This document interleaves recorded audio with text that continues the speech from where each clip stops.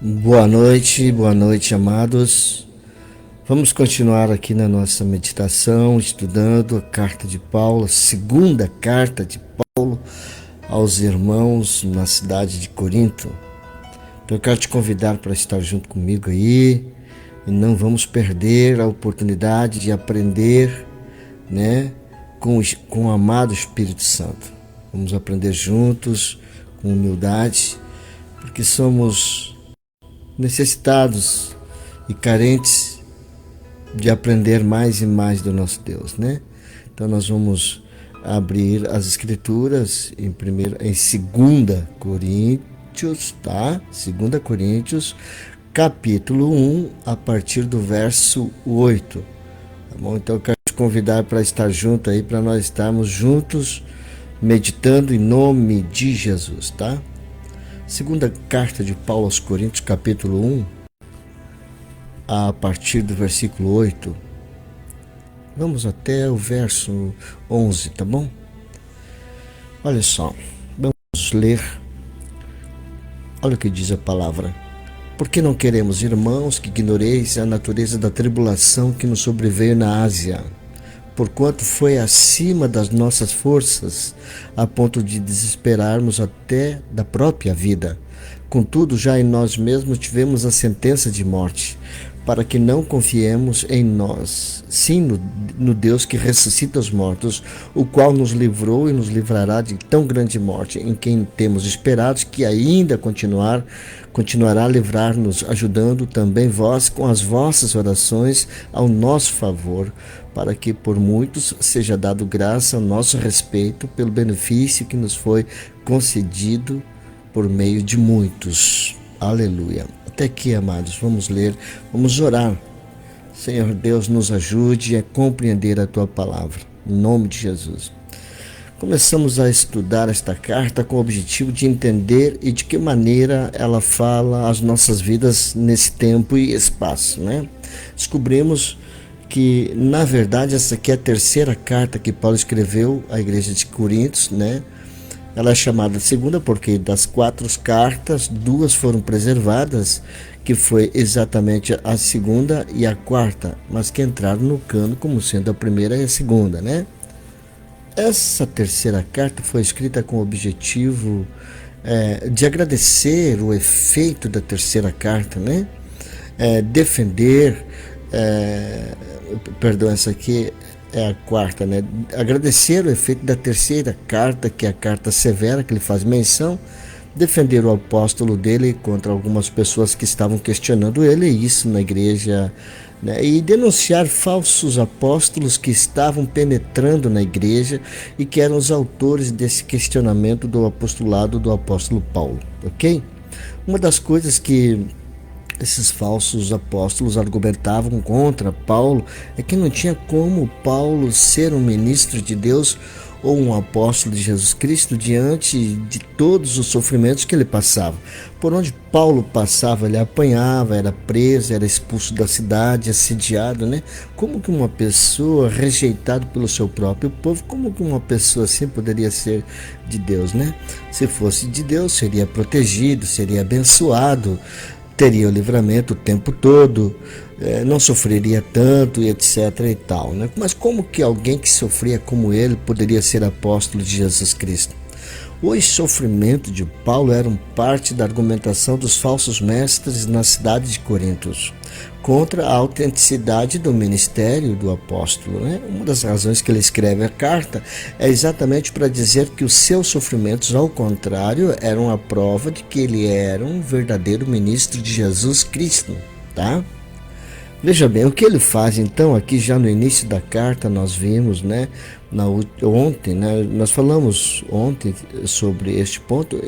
Então ele explicou o propósito do sofrimento dele. Nós vimos, né, na mensagem na mensagem que falamos já, né? Ele diz que no meio de todas as tribulações que ele passava, Deus o consolava e com isso Deus o preparava para que ele consolasse os outros. Então por isso que ele sofria com o sofrimento e a consolação que ele recebia da parte de Deus, ele podia também consolar outras pessoas que estavam passando pelo mesmo sofrimento que ele também passava. Isto a gente viu na mensagem anterior, né? Mas temos mais lições aqui de uma experiência particular que Paulo menciona aqui, amados, de que foi uma experiência de intenso sofrimento, tão grande que Paulo coloca aqui como um referencial do que é ou da razão pela qual ele sofre, tá? Veja bem, as 4 lições que nós vamos tirar, a primeira é que Deus permita sim, Ele permite sim que seus servos passem por experiências desesperadoras. Deus faz isso também para que nós possamos confiar mais nele, né? Terceiro, Deus costuma nos livrar dos perigos de mortes e grandes tribulações até um ponto. E o último, que as orações, elas são um instrumento precioso de Deus para que possamos enfrentar as tribulações da vida. São estas 4 lições que nós vamos tirar, né? O que nós tiramos aqui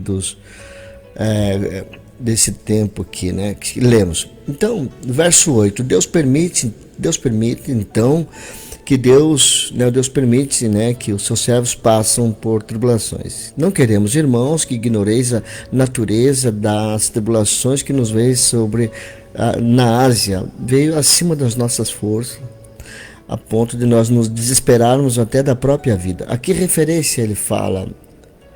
A discussão entre os estudiosos, os teólogos, né? A maioria dos estudiosos, né? Eles estão inclinados ao que aconteceu na cidade de Éfeso. Está no Atos capítulo 19. Vamos ver juntos aqui, amados. Atos capítulo 19, nós temos o relato de como Paulo foi pregar o evangelho em Éfeso e como Deus o abençoou ali. Muita gente se converteu e inclusive muita gente praticava artes mágicas, muitos adoradores da deusa Diana. E a deusa Diana tinha seu santuário nacional na cidade de Éfeso e tinha muita gente que ganhava dinheiro fazendo estátuas da deusa Diana. Eram santeiros daquela época, né? Da mesma forma como tem gente hoje fazendo imagens, né, da Nossa Senhora daquilo, Vossa Senhora disso, daquilo, né? Então os santeiros ganhavam muito dinheiro fazendo imagens da deusa Diana, né? Paulo prega o evangelho em Éfeso e 22 se convertem, e aí o comércio de santo começa a cair em descrédito, né? Ninguém mais compra, e de quem é a culpa agora? Era culpa de Paulo, porque Paulo estava desencaminhando muita gente da idolatria para o evangelho. O sindicato dos santeiros, né? O homem chamado Demétrio, nós temos que fazer alguma coisa porque a nossa profissão está correndo risco de ser extinguida. Ele apela para os motivos religiosos e diz que Paulo era o culpado de tudo, né? Veja bem, ele estava promovendo um tumulto muito grande ali e procuraram Paulo para pegar o apóstolo Paulo. A multidão enfurecida queria pegar o apóstolo Paulo, não conseguiram pegar o apóstolo Paulo. A gente conhece aqui a partir do verso 23 de Atos 19, a gente vê a respeito do tumulto gerado por Demétrio, né? No verso 29 diz que a cidade ficou em confusão e foram para o teatro, que era o lugar onde tinha essas assembleias para se discutir assuntos referentes à vinda da cidade, né? Era uma espécie de prefeitura, né? Eles pegaram 2 companheiros de Paulo, Gaio e Aristarco, né? E quando Paulo soube que estavam atrás dele, que aquela confusão era por conta dele, Paulo queria ir lá no teatro e se apresentar. Os amigos disseram: não, você não faz não isso aí. Se você aparecer lá, eles vão matá-lo. Você vai ser morto na hora. Então, a muito custo, conseguiram segurar o apóstolo Paulo. Mas mesmo assim, amados, veja bem, eles pegaram Alexandre, né, verso 33, o escrivão da cidade, que ainda conseguiu a dar uma tranquilizada na situação, mas finalmente a confusão parou. Mas quase que Paulo é morto, quase que ele morre nessa situação. Capítulo 20, 21, né? Paulo chamou os discípulos e, tendo-os confortado, despediu e partiu para Macedônia, exatamente para a cidade de Corinto, né? Foi um momento muito difícil para o apóstolo Paulo, esse tumulto que aconteceu, que foi um tumulto provocado pelo Demétrio, que era o chefe dos santeiros ali, né? Então, os judeus estavam sempre procurando perseguir e pegar o apóstolo Paulo. Aqui, Paulo esteve muito próximo da morte, né? Ele esteve muito próximo. Provavelmente é a essa situação que Paulo se refere quando ele esteve em Corinto, e aí ele foi para Corinto depois de ter passado por esta situação, né? Lembrando, e ele fala exatamente, ele diz, eu não quero que vocês ignorem. Ele já tinha estado em Corinto, que é uma outra viagem que ele fez. No capítulo 18 ele tinha estado em Éfeso, ele fez isso, depois ele volta para Macedônia, para os Coríntios ali, né? E aí ele escreve a carta dizendo, eu não quero que vocês ignorem, eu quero que vocês lembrem-se daquilo que eu passei na Ásia, né? As Ásias era uma das províncias romanas, o qual a Éfeso era a capital, né? Por conta da proximidade de Corinto e da cronologia, os estudiosos acham aqui que no verso 8, Paulo está se referindo àquele tumulto que aconteceu lá, né, em Éfeso, onde quase ele perde a vida, né? Então ele fala essa situação de duas maneiras. Primeiro, ele diz, foi acima das nossas forças. Ele não estava sozinho lá. Tinha alguns companheiros que, inclusive, foram presos, né, e ameaçados e assediados mesmo. Então ele diz que foi acima das forças. Foi um sofrimento e foi uma provação muito grande e dura sobre ele.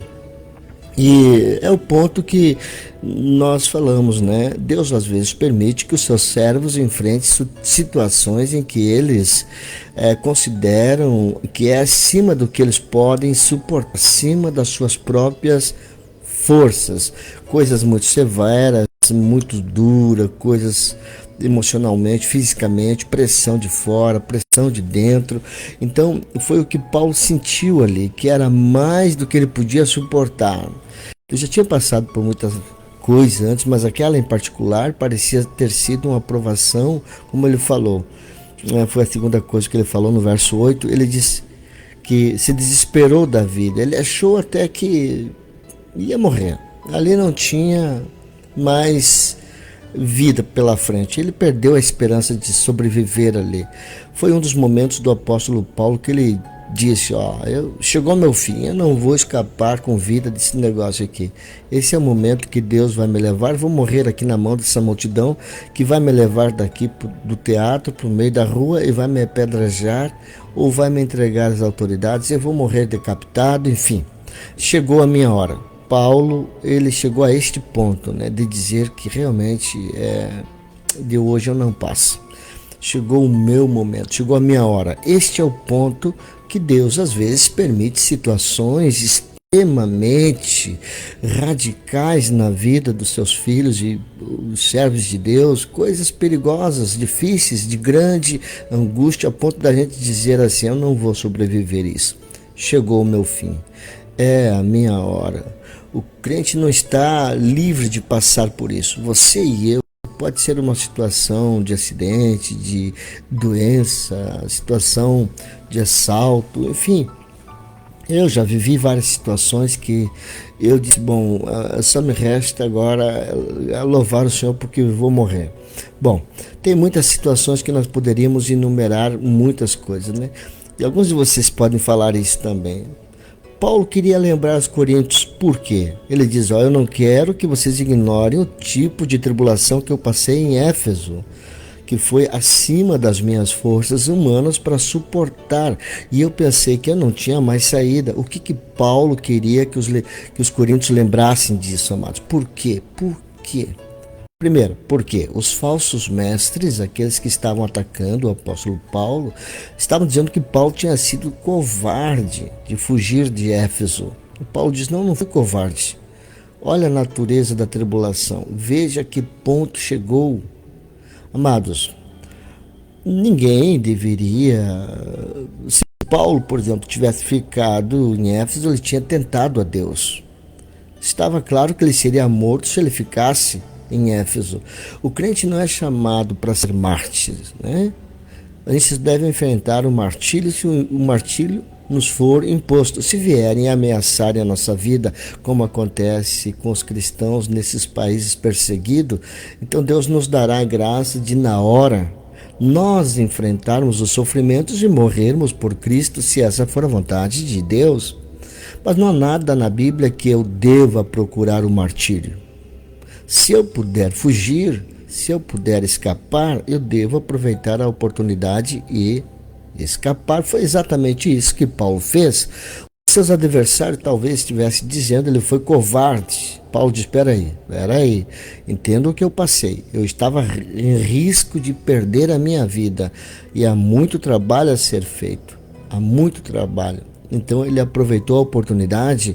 No dia seguinte, quando tudo calmou, ele chamou os discípulos, deu as últimas ordens e foi para Macedônia pregar o evangelho num outro lugar, né? Por isso que ele aqui, amados, por isso que ele começou essa passagem dizendo: eu não quero que vocês ignorem a natureza da tribulação que foi, para que vocês não acreditem aí nos que os caras estão dizendo que eu sou um covarde e diante do primeiro contratempo eu fui embora. Não, não foi um contratempo. Eu cheguei a desesperar da vida. Pensei até que tinha chegado ao final e eu creio que não estava na hora de eu entregar a minha vida, né, nas mãos desses perseguidores. Bom, nesse mesmo tempo, Paulo queria que eles soubessem da gravidade dos sofrimentos que ele enfrentava por Jesus Cristo. Mais tarde, na carta, Paulo apresenta 3 listas, né, de sofrimentos que nós vamos estudar de novo, onde ele enumera tudo que ele passou por Jesus Cristo. Aqui ele já está preparando o caminho para dizer que o verdadeiro apóstolo de Cristo é alguém que está disposto a passar por tudo isso. Alguém que, em consequência do seu trabalho, levanta esse tipo de perseguição a ponto de se desesperar até da própria vida. Essas experiências é importante para o restante da carta e para os argumentos do Paulo aqui, né, de Paulo. E não ignore a natureza do sofrimento dele. Os sofrimentos de Paulo são similares a muitos servos de Deus do Antigo Testamento, amados, e que são descritos como heróis da fé. Hebreus capítulo 11, vamos ler a partir do verso 35, amados. Hebreus 11, verso 35 em diante, o autor da carta aos Hebreus se refere a homens e mulheres do Antigo Testamento que eram pessoas de fé e que nem por isso deixaram de sofrer. Olha o que ele diz, Hebreus 11, verso 35. Mulheres receberam pela ressurreição seus mortos. Alguns, está falando de homens e mulheres de fé, alguns foram torturados não aceitando seu resgate para obter superior ressurreição. Outros, por sua vez, passaram pela prova de escárnio e açoites, né? Sim, até de algemas e prisões. Foram apedrejados, provados, cerrados ao meio, mortos ao fio de espada, assim, cerrados pelo meio, uma referência ao profeta Isaías, lá do livro de Isaías, né? Nem no livro de Isaías, nem no histórico, a menção da morte de Isaías, mas há livros que foram escritos no período intertestamentário, né? Não sei qual deles agora, que há uma menção de que Isaías morreu cerrado ao meio, né? São referências aqui a Isaías. Mortos ao fio da espada, andaram peregrinos, vestidos de pele de ovelhas e de cabra, o profeta Elias aqui, né? Necessitados, afligidos, maltratados, homens dos quais o mundo não era digno, errantes pelo deserto, né? E errantes pelas covas e correndo risco das feras, né? Então, o fato do que eles eram tementes a Deus, confiantes a Deus, tornaram-se exemplos para nós. Deus não os livrou deles passarem por todo esse tipo de situações, no limite. Em alguns casos, eles enfrentaram morte mesmo. O caso de Isaías, que foi cerrado ao meio, e outros que foram mortos ao fio da espada. Este é o primeiro ponto, amados, dessa passagem. O que nós aprendemos aqui sobre tribulação? Às vezes Deus permite que nós soframos até o limite da morte, né? Até ele vai esticando, ele vai provando, né? Ele diz assim, né? Como se ele dissesse, quero ver até onde você aguenta. Mas somos levados até os limites, né? Às vezes até além um pouquinho, até ao ponto de nós dizer, ó, acabou, não aguento mais, cheguei ao fim, não tem mais o que fazer. E assim por diante. O segundo ponto interessante de 1:9, né? O alvo de Deus é que nós venhamos aprender a confiar nele. Este é o objetivo de Deus. A confiança que nós temos em nós, nas nossas capacidades e habilidades, e a confiança que temos nos outros é tão grande que às vezes é difícil a gente confiar em Deus somente. A gente confia em Deus e em nós. Confiamos em Deus e talvez no cartão de crédito. Confiamos em Deus, talvez no amigo policial que pode nos auxiliar. Confiamos em Deus e talvez naquele bom advogado. Bom, para a gente aprender a confiar só em Deus, Deus permite então certas situações onde todo o auxílio humano, toda ajuda humana é inútil, conforme foi o caso de Paulo lá em Éfeso. Paulo estava à mercê realmente dos seus inimigos e não tinha como ele sair daquela situação, não tinha. Então, amados, olha o que ele diz no verso 9, contudo, o contudo aqui, amados, é o contraponto do que ele falou no verso 8, ele se desesperou da vida, contudo, já em nós mesmos tivemos a sentença de morte, para que não confiemos em nós e sim no Deus que ressuscita os mortos. Ele diz que naquele momento, amados, ele enfrentou aquele momento, né, consciente que ele tinha uma sentença de morte sobre ele. O que ele está dizendo aqui?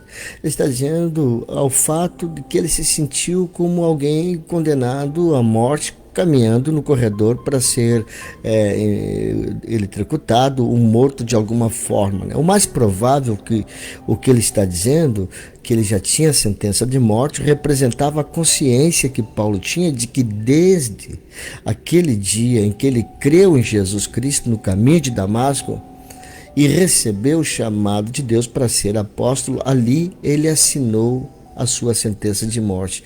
É como se Deus tivesse sentenciado Paulo à morte, né?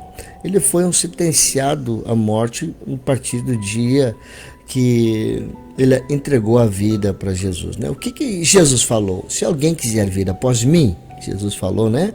Negue-se a si mesmo.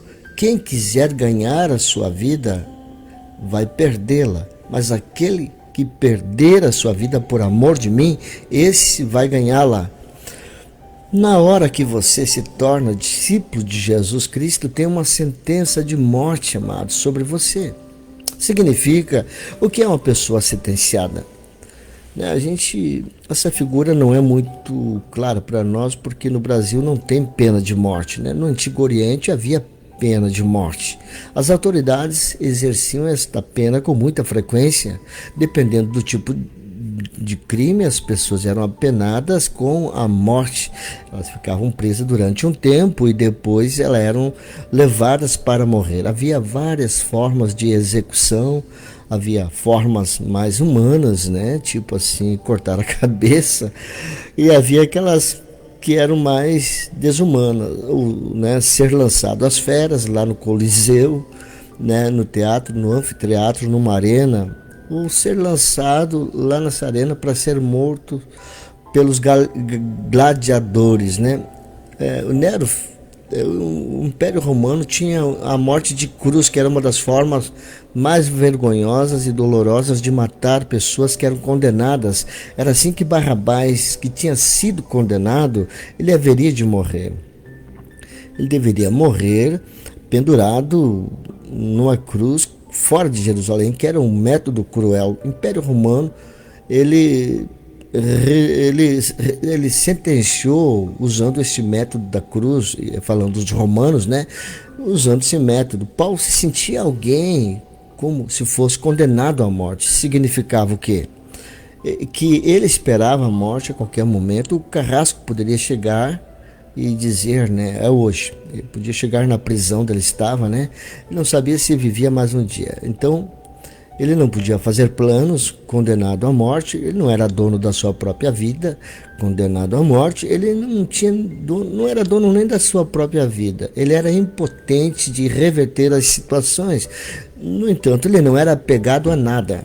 Ele não tinha nada que ele se apegasse, não tinha propriedade, não tinha pessoas, ele vivia naquela expectativa. Era assim que Paulo se sentia, amados. Era assim que ele se considerava desde o dia em que Cristo lhe apareceu no caminho de Damasco. Lhe chamou para ser o seu discípulo e lhe deu a visão para ser um apóstolo. Na verdade, isso se aplica também a cada um de nós, amados. Nós somos condenados à morte, né? Ou seja, nós não temos convicção do amanhã, nós vivemos desapegados das coisas que nos cercam. Nós sabemos que essas situações, né, há situações irreversíveis, né? E a nossa única esperança é Deus, né? É isso que Paulo está dizendo. Eu tinha sentença de morte para que confiasse, né? Verso 9, para que não confiasse em nós mesmos, mas sim no Deus que ressuscita os mortos.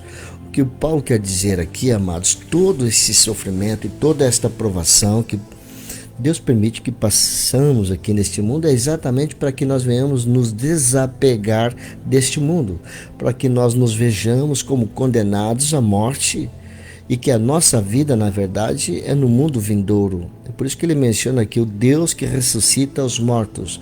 O que isso significa? Deus pode me livrar aqui dos sofrimentos, mas se Ele não me livrar, Ele vai me ressuscitar. Em esperança, a minha esperança será sempre a ressurreição dos mortos, os novos céus e a nova terra, onde habita a justiça.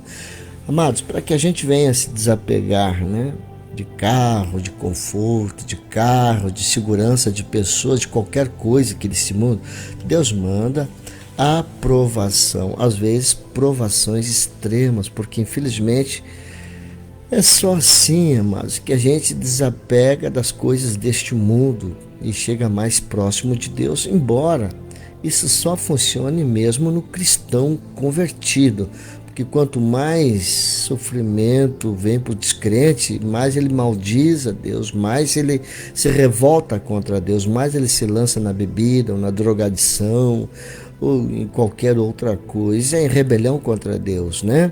Esse tipo de procedimento didático, ele só funciona para os filhos de Deus. Os filhos de Deus, quando ele sente o sofrimento, a provação, ele pode até passar por um período de questionar a Deus, né? Como Jó fez, por que isso está acontecendo comigo? Mas no final, isso tudo vai contribuir para o crescimento dele. Esta é a segunda lição. A primeira foi Deus permite sofrimento extremo. O alvo é que nós venhamos aprender a confiar nele e não em nós mesmos. Amados, Deus livra os seus servos dessas provações. Verso 10. No final do verso 9, Paulo diz, nós confiamos num Deus que ressuscita os mortos, o qual também nos livrou, esse Deus nos livrou, né? Ele fala do livramento que aconteceu em Éfeso, também nos livrou e livrará de tão grande morte, em quem temos esperado que ainda continuará a livrar-nos, né? Voltando ao episódio de Atos 19, nós vemos que Deus livrou o apóstolo Paulo. Como que Deus livrou? Paulo estava indo para o anfiteatro para se apresentar e lá ele seria morto. Os amigos chegaram e seguraram Paulo. Não, você não vai não. Se você for, você morre. Seguraram o apóstolo Paulo, né? Se encontra no Atos 19, do 29, né, a 31. Você não vai lá se apresentar. Paulo diz, me pediram, né, que não fosse. Eles impediram que Paulo não fosse. Deus usou os amigos para livrar Paulo do que era a morte certa. É isso que ele se refere aqui. Deus me livrou quando eu já tinha perdido toda a esperança. Ele sabia que já estava na hora mesmo, estava pronto para morrer e Deus, usando os meus amigos, me livrou. Eu creio que Ele continuará a me livrar. E de fato, depois dessa experiência, ele passou por muitas outras experiências de perseguição, sofrimento, e Deus o livrou de todas, né? Paulo, ele ficou muito tempo ainda pregando o evangelho, mas quando chegou o tempo dele, Deus não o livrou da espada de Nero. Ele foi preso, condenado pelos romanos, foi levado para a Via Ápia, em Roma, no ano 66, e foi decapitado pelos soldados romanos, num local que era marcado até hoje, lá em Roma, né? O local da decapitação do apóstolo Paulo. Como também os profetas, né? Deus os livrou durante um tempo, mas quando chegou a hora, por exemplo, o profeta Isaías, né? Quando chegou a hora, João Batista também, que era servo de Deus, quando chegou a hora, ele foi preso e foi decapitado na prisão. E os mártires do primeiro e segundo século, os mártires hoje, Deus livra durante um tempo, mas chega uma hora que Deus diz: agora você vem para cá agora, você é meu, vem para mim. E aí nós glorificamos a Deus com a nossa morte, né? Deus vai nos livrar, só tem um tempo, mas vai chegar um momento em que finalmente Ele nos entrega para a morte, né? Que é o final, e vem para todos, né? E se cumprirá, né? Em todos. Essa é a lição que nós temos aqui, né? O que realmente o apóstolo Paulo está dizendo para nós? Ele está dizendo que ele confiava nos livramentos de Deus, mas ele confia no Deus que ressuscita os mortos. O último livramento vai ser a ressurreição dos mortos. E aí nós não precisamos mais ser livres de nada, porque encontraremos o novo céu e a nova terra onde habita a justiça. Olha só, mais um ponto aqui, amados. A importância das orações dos irmãos. Olha o verso 11. No final do verso 12, que tinha esperança que Deus ainda continuaria a livrá-lo, ajudando-nos também vós com as vossas orações ao nosso favor, para que por muitos sejam dadas graças ao nosso respeito pelo benefício que nos foi concedido por meio de muitos. Olha só, Paulo vê os livramentos que ele espera de Deus com as orações feitas pelos irmãos. Ele escreve de tal maneira, né, aqui na língua grega, que são as duas coisas ao mesmo tempo. Ele diz: Deus vai continuar a nos livrar enquanto vocês oram por nós. Ele estabelece uma relação entre causa e efeito, né? As orações provocariam o livramento de Deus. E ele acrescenta aqui, ó, que Deus então vai ouvir essas muitas orações e Deus ele vai gostar, ele vai amar isso. Era assim, os coríntios vão orar por Paulo, mais ou menos isso. Paulo vai ser livre, os coríntios vão agradecer a Deus e Deus vai receber a glória. No final é como se Paulo dissesse, no final tudo é para a glória de Deus. Ele é quem receberá a glória e a gratidão de vocês. É Deus. Quando vocês oram por mim, Ele me livra e aí vocês agradecem e glorifiquem a Deus, né? Olha a importância das orações, amados, né? Vamos ver o que Deus fala conosco. Olha só, primeiro, amados, nós estamos sujeitos a intensos sofrimentos nesta vida, não somente por causa de Cristo, mas por sermos membros de uma humanidade caída. Esse ponto é importante.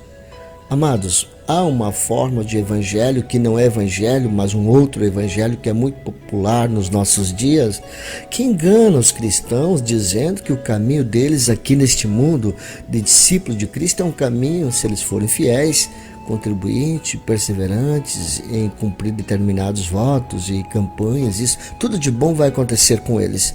Isso não é verdade, isso é um evangelho romantizado. Deus pode livrar, amados, mas não livra sempre.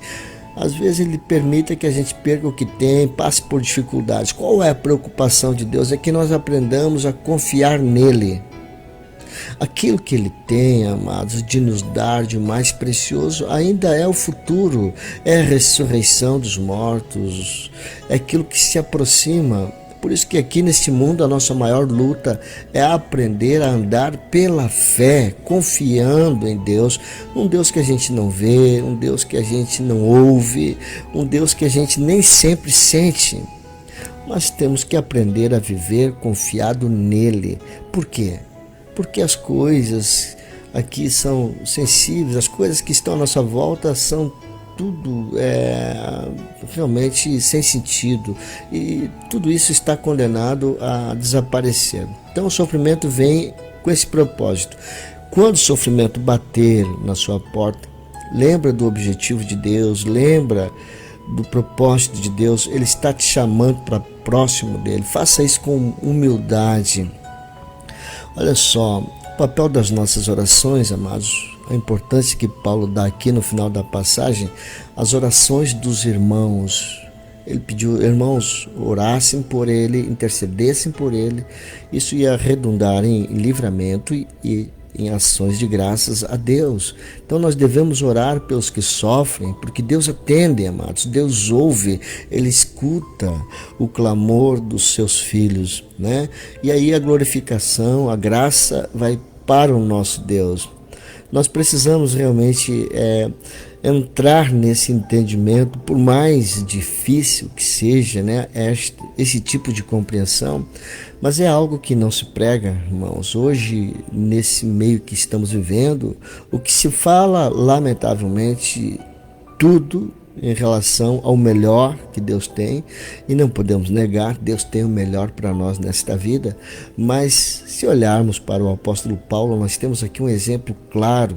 Já falamos na ministração anterior o porquê do sofrimento de Paulo, e agora também essa realidade existencial. Deus nos guarda, nos protege, nos livra, mas chegará uma hora que nós seremos provados, a provar, irmãos, que realmente amamos a Deus acima de tudo e de qualquer coisa.